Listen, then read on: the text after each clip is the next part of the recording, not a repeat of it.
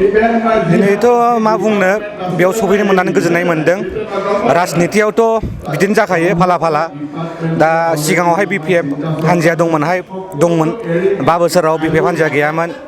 दा दिनै BPF हान्जाया सरकारखौ दाफिननो मोननायखौ मिथिनो मोननानै बेयाव जोङो सफैनानै आङो मेथाइ रोजाबगिरि हिसाबै सफैनानै गोसोखौ मोजां मोनदों।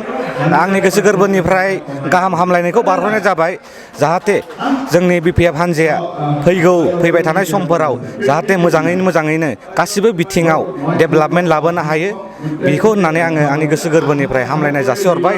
आरो जोङो रायजो हिसाबै जोङो BTCनि थागिबि हिसाबै जोंनिफ्राय माबाफोर जुदि हेफाजाबफोर नांगौबा जों जोंनि साइडनिफ्राय होनो थाखाय जोङो थाग थियारि जानानै दंखायो।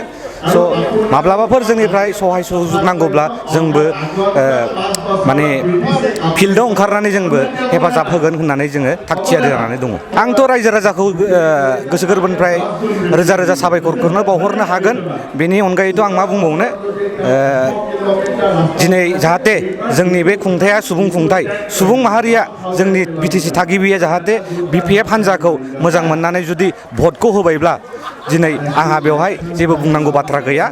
रायजो राजानि खुंथाया दिनै BPF हान्जाखौ अनसायबाय। दा अनसायबाय हिसाबै आंबो बे BPF हान्जाखौ आंनि गोसो गोरबोनिफ्राय आरो रायजो राजाफोरखौ आरो साबायखर बावहरनानै थाबावबाय।